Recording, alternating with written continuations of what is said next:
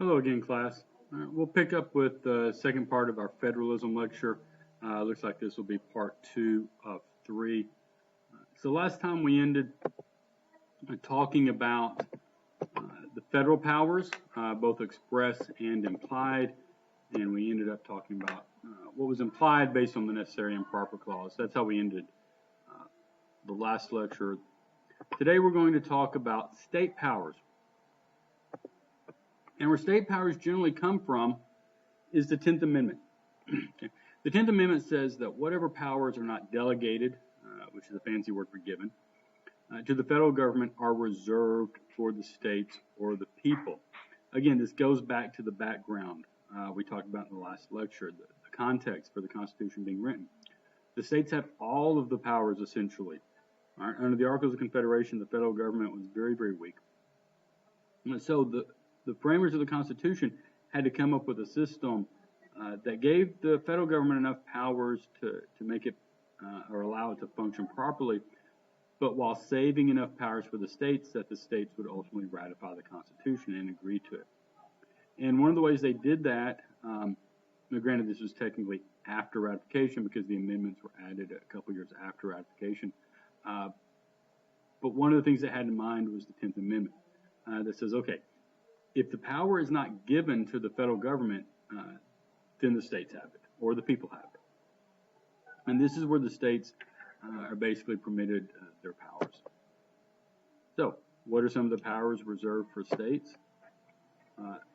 The big one's police powers, which typically includes protecting life and property. Okay? For the most part, the federal government doesn't have what we traditionally call a quote-unquote police power. That's left to the states. Now, obviously, the federal government does enforce laws. They have the FBI, etc., to enforce federal laws. So the federal government does, in fact, enforce its own laws, of course. But traditionally speaking, traditional police powers, don't go murder your next-door neighbor, don't go rob your next-door neighbor. Those are typically state crimes that are going to be handled at the state level through the state police force or the city police force and through state courts and the like. Okay, so states typically have police powers, which is basically just criminal laws. States establish and regulate schools. Now, in part 3 of our lecture, we're going to talk about ways in which the federal government has basically been exerting influence over what are traditionally states' rights. We'll talk about that in part 3. But traditionally, schools are established and regulated by the states. And you think about this even up at the college level. Right? Every state has its own flagship university. The University of Texas, the University of Oklahoma, Louisiana State University, all right, etc. But if you've ever noticed, there's no United States University because the colleges, at least the public ones, and as well as elementary, middle, and high schools, those are created through the states, and the states, for the most part, maintain those and regulate them and operate them. Traditionally, states regulate insurance. All right. Insurance companies basically have to get permission in each state to do business in that state, and they have to prove certain requirements, and then they're allowed to do business in that state. All right. So we have insurance companies in Texas that they may not have in Oklahoma or South Dakota or some other states. But as you see, I put a parenthetical on this one. And I ask, what about health insurance? Because we all have heard of Obamacare. Its official name is the Affordable Care Act, which does tend to create something of a national health system, health insurer. So, is this an area where the federal government's in now? Again, we'll talk more about these types of issues in the third lecture. But just understand, typically and traditionally, regulating insurance was a state power. Establishing state courts and jails. All right, now, the federal government, again, you have the U.S. Supreme Court, you certainly have federal prisons, but the states also have their own court system, have their own jails. States collect state and local taxes. Right? Anytime you go into a store and you buy a pair of shoes, you're going to pay sales tax on it. That money goes to both the city and county as well as the state. If you own property in Texas, you're going to be paying property taxes. Again, that goes either to the local level, the city or county, or it goes up to the state level. And so these are state powers. States have to operate, so they get to collect taxes. Issuing professional licenses. Right? And this goes from anything to a license to practice law, to license to cut hair, license to be a teacher. All right, so if you receive a law license in the state of Texas, that basically gives you permission to practice law in Texas, but not the other 49 states. All right, you have to get permission from each of those states. If the lawyer wants to practice in a state somewhere else than where he first received his license, he either has to get a license there or special permission. It's the same thing with other professions. Usually, your license allows you to carry out that profession or to work in that profession in that particular state, but each state is going to have its own licensing regulations. But again, there's not a national license for a lot of professions. All right, regulating commerce within the state. In our last lecture, we talked about how the federal government can regulate commerce between the states, interstate commerce, but states have the right to regulate business within the state. They regulate businesses within the state. All right, so they create and establish what forms of businesses can take. In other words, can someone doing business do it as a corporation, as a partnership, what's called a limited liability company, etc. Each state has their own rules for establishing those and what kind of protections are afforded to those businesses. I believe every state has consumer protection laws. All right, what happens if a consumer is hurt by a product? What is their recourse if they're cheated by a business? Right, those types of things. States have their own property laws, etc. States set the rule for marriages, divorces, property ownership, state rules, etc. Okay, so different states may have different rules. All right? Some states may allow people to get married at 17. Some may require 18. Some states have different rules based on how property is divided when you get divorced. All right, in Texas we have what's called common law property, but we don't have alimony. Other states do have alimony. They're common law property rules. Or I'm sorry, I said common law. I meant community property. Their community properties may be different. All right? Texas has community property, but no alimony. California has alimony, and perhaps a different set of rules dealing with community and separate property.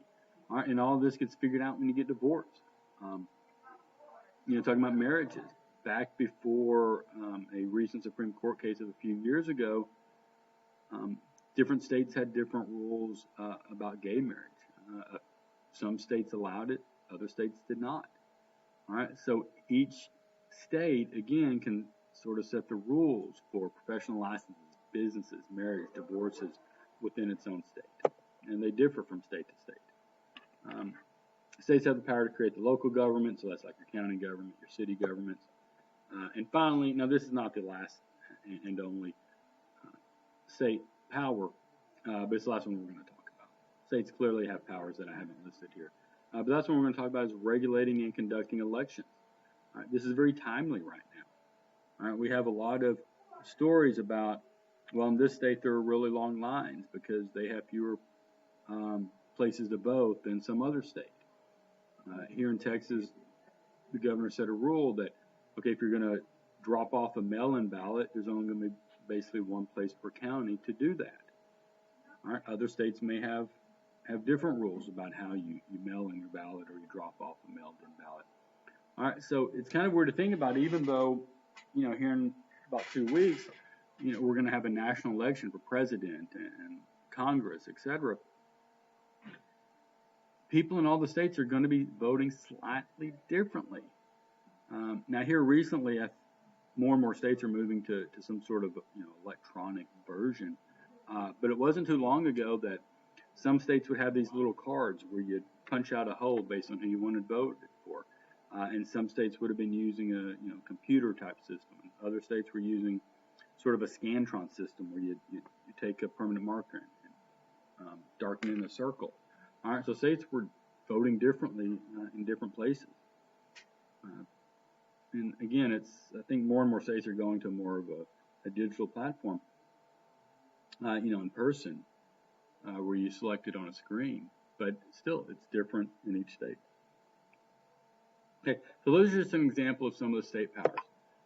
Now let's talk about shared powers, because if you were listening and paying attention closely, you'll have noticed that I mentioned some powers for the state that I had previously mentioned in the federal government lesson as well. All right, and that's because you have different levels of government, but governments need certain powers if they're going to operate. So you have to give them powers at each of these levels, both the federal and the state level. And the fancy word for this is concurrent. All right, that's a fancy social studies word for shared. All right, so the state and federal governments have concurrent powers that they share. Among these are levying or issuing taxes. Obviously, if you're going to have a government, that government has to have money to operate, and they get that money through taxes. At the federal level, that's, the big one is income tax. Every April 15th, everyone has to file their income taxes, report how much money they made in the past year, and then pay a certain percentage of that as tax. At the state level, though, it's done differently. Now, some states, actually most states, also have their own income tax. Texas doesn't, though. And so some states, like Texas, don't have an income tax, so they have to get all their revenue from other taxes, like sales tax, property taxes, maybe taxing minerals, like the oil and gas there in those states, those types of things. So all levels of government have some sort of power of taxation. Both of these levels, both the federal level and the state level, operate their own court systems. They both have to enforce their own laws. They both can charter banks. We talked about that briefly last time with the McCulloch v. Maryland case from way back in 1819. That established that, yes, in fact, the federal government has the power to charter banks. Well, so do states. Both levels of government are charged with protecting citizens' rights, and they both build and maintain infrastructure. Right? Infrastructure is those types of shared assets that people have to use to make a system work. For instance, highways. That's a big infrastructure project. Airports, utility lines, that sort of thing. All right.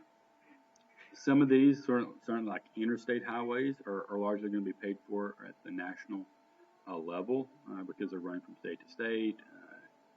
Once upon a time, the big deal was to have an intercontinental railroad. The railroad went from one coast to the other. Now it's more about airports and highways. But other things are paid for purely by the states. All right? Probably the road that leads to, that runs outside of your house or outside of our school, that was paid for by the state. That's going to be a local road. All right. So both levels of government have the responsibility and the power to maintain and build what we call infrastructure.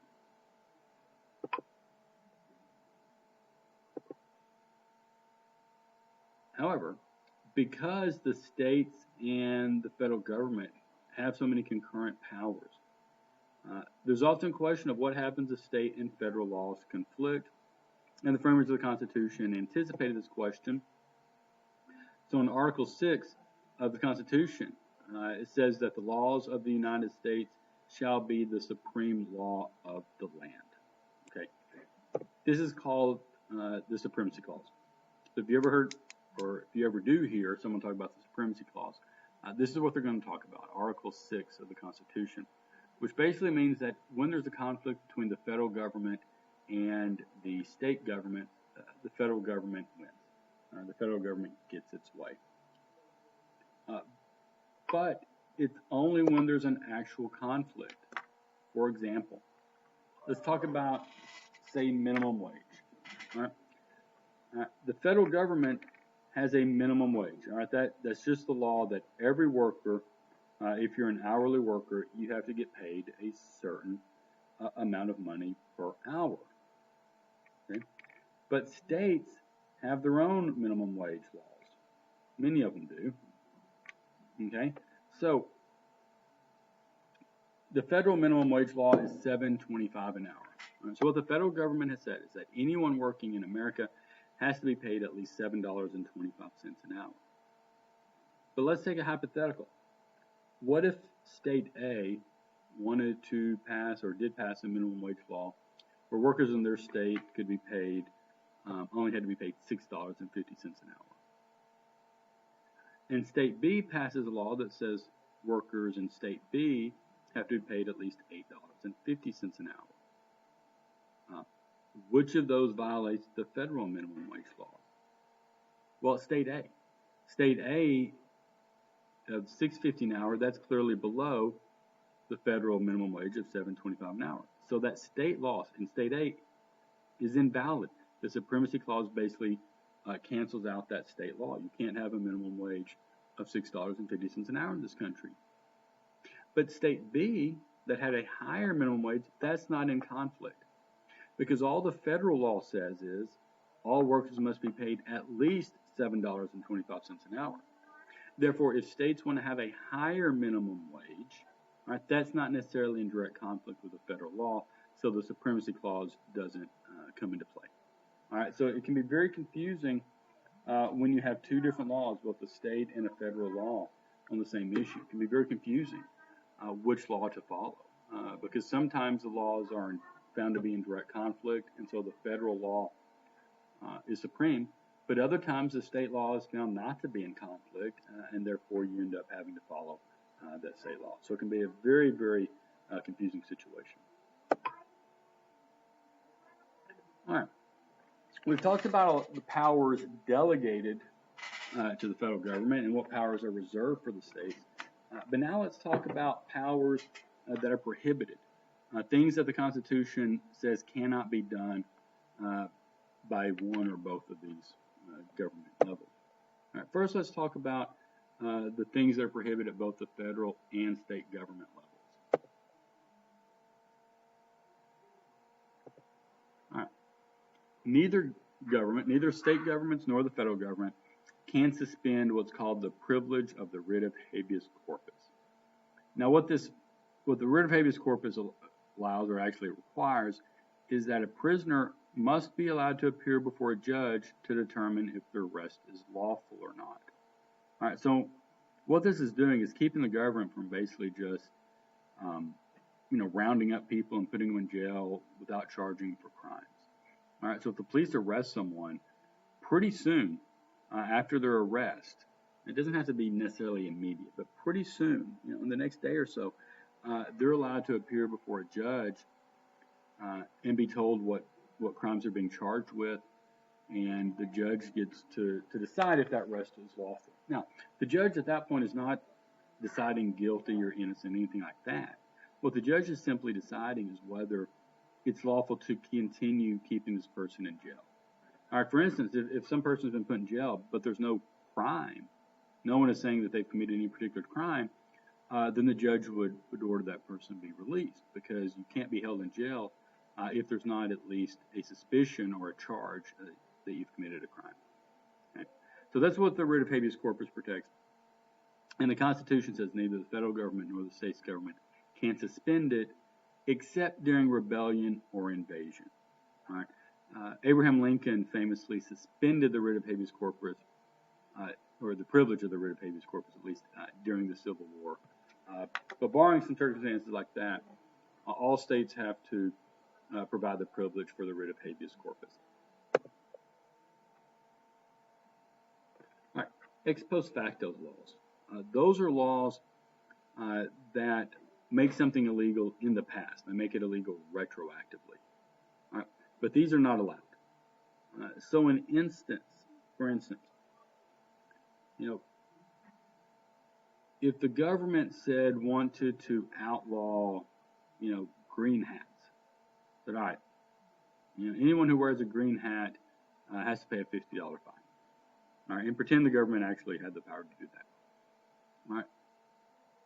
What the government could not do is like, okay, here on, October 20th, we're going to pass a law that says anyone wearing a green hat has to pay a $50 fine.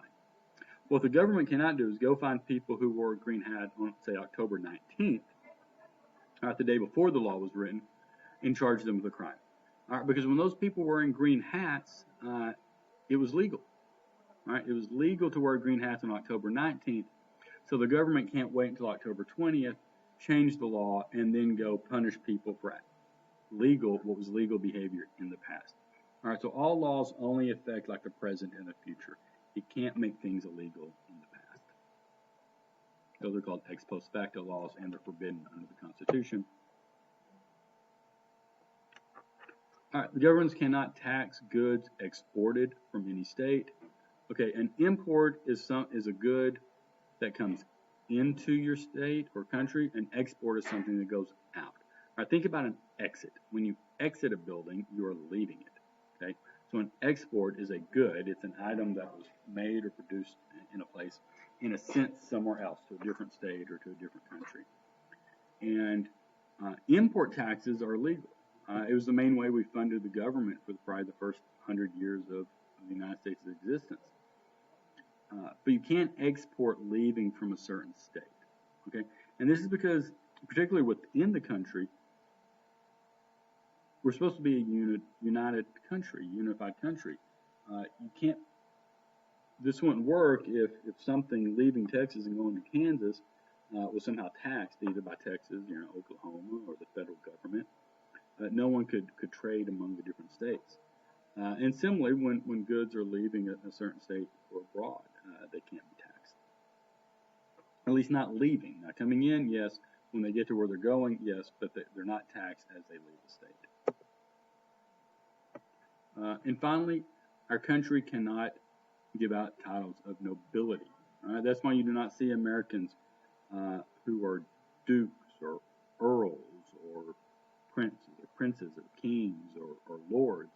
We don't have these fancy titles of nobility. It goes back to the Revolutionary War. We fought England, we fought Britain to get rid of a system that was ruled by a king, a system where there were princes. And our founders were trying to create a new system. It's like, look, no, you don't. Just because your family used to be important doesn't necessarily mean you get to keep this title of nobility throughout your life. So that's why we don't give titles like this in America. We don't have people aren't knighted. They don't become Sir this or Lord that, or Duke this or Duke that. We don't do that because titles of nobility are forbidden under the Constitution. All right, so now all of the ones I talked about heretofore, the last 3 or 4 that I was just mentioning, the Constitution forbids either the state or the federal government from taking those actions. This next list are only things the states cannot do. For instance, states cannot enter into treaties. Okay, we can't have one set of rules for Texas and Oklahoma and have a different set for, say, Nevada and California. All right, also, you can't, how would it work if, say, the state of Maine, had a maple syrup treaty with Canada, but New York had a different one? That wouldn't work. So states can't enter into treaties. States cannot issue import or export taxes. So I told you previously that import taxes are fine. They're constitutional, but only the federal government can collect them. Okay, so goods coming into America, the federal government can tax them and collect that tax, but states cannot. All right? Because after all, that would give the states along the coast a lot more power than the states inside of it. All right, because most goods that are coming from other countries, they're going to come on a giant boat, and they're going to go to, say, Texas. Right? Texas has a big port down in Houston, Galveston, or to California, or New York, or somewhere along the coast. And if those states could collect import taxes on all those goods coming into America, but states like Oklahoma, or Iowa, or Kansas that don't have a coast couldn't, well, that would put the states at very different levels of power. And we don't want that. We want all the states to kind of be on the same playing field and to be treated equally. Finally, states cannot engage in war. All right. Texas can't decide one day that it's mad at Italy and go declare war on Italy, while California is off declaring war, against Chile and vice versa. If the country goes to war, then everyone has to go to war, or no one goes to war. Individual states do not get to have their own individual and separate wars. All right, so those were the powers prohibited from the states, and we've talked about what rights and powers the states have earlier. Now let's talk about obligations. What does the federal government have to do with respect to the states?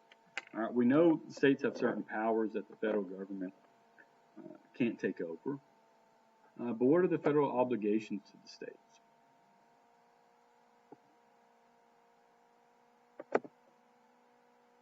Well, one, the federal government cannot take away territory from any state. All right. The federal government cannot go to Texas and say, oh, that big panhandle you have out in northwest Texas, we're going to take that away and we'll give it to Oklahoma, make y'all closer to the same size. All right. The federal government can't do that. It has to protect the territorial integrity is the phrase. It has to protect the territory of each state.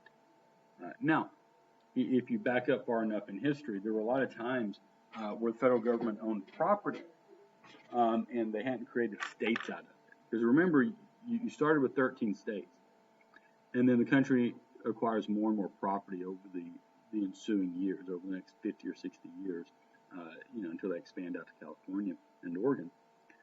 And a lot of that land, before it became states, was just simply territory. But once a state is created out of that land, those borders of that state can't be messed with by the federal government.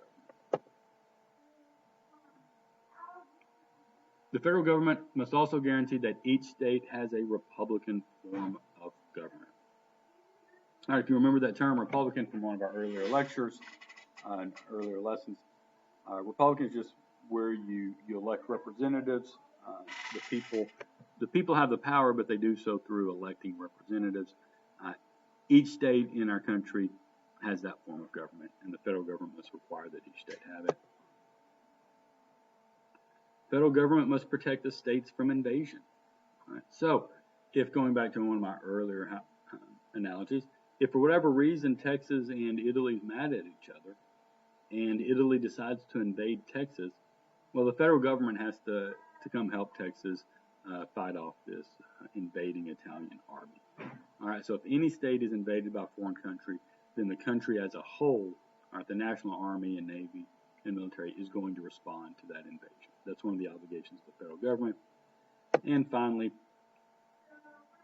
the federal government must take steps to protect the states from civil unrest if the states ask for help. Okay, we saw some issues of this over the summer with some of the protests where the National Guard was sent in or federal troops were sent in, and there was a little bit of controversy. Well, did the states ask for it? Did they not? Because what the Constitution says is, okay, if there's a rebellion or there's civil unrest going on in a state, and the state asks the federal government for help, then the federal government's obligated to give it. But the reverse seems to be true as well. If the states aren't asking, say, look, okay, yeah, we have some people causing problems, but our police force is handling it, then states often do not want the federal government coming in that situation. But if the states ask for help, the federal government is entitled to provide it. Okay, that'll be it for part 2 of the federalism lecture. Part 3, we're going to talk about evolving federal power. Because we spent a lot of time talking about these powers belong to the federal government, these powers belong to the states, they share some. But as we're going to see, as our country has evolved over the past 230 years, the roles that the government has taken has also evolved over the years. And we'll talk about that in part 3 of our